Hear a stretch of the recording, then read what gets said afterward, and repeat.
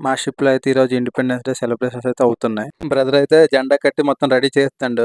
ఈ పక్కనోళ్ళైతే ఎనకెనక మామూలు కస్టమర్లు ఉంటారు కదా! ప్రతి పనిలోనూ అలాంటోళ్ళు బోలెడు మంది ఉంటారనమాట.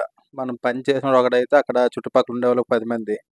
పైకొచ్చి మెయిన్ మాస్ట్ చూత్తడికైతే ఒకటి జెండాలే ఉన్నాయి. స్వతంత్రం మనకొస్తే మిగిలినోళ్ళందరూ జెండాలు ఎందుకు ఎనకెగరేసారో ఆళ్ళకి కూడా తెలీదు. షిప్ అయితే మిడ్ సీలోటే ఉంది. షిప్ అయితే ఆపేసున్నాము.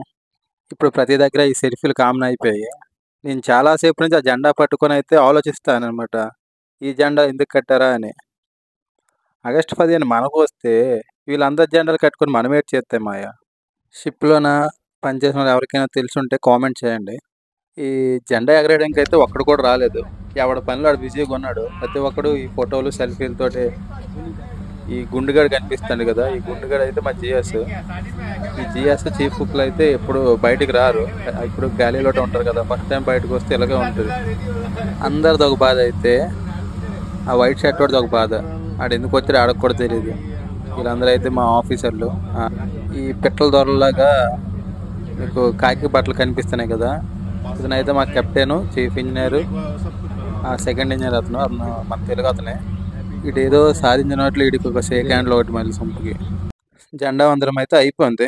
జెండా ఎగరేస్తాము. ఇంకేటుంది? పప్పల పంచేత్తే తినేసి వెళ్ళిపోవడమే రూమ్‌కి. గ్రూప్ ఫోటోలకైతే అందరం రెడీ అయిపోయాము.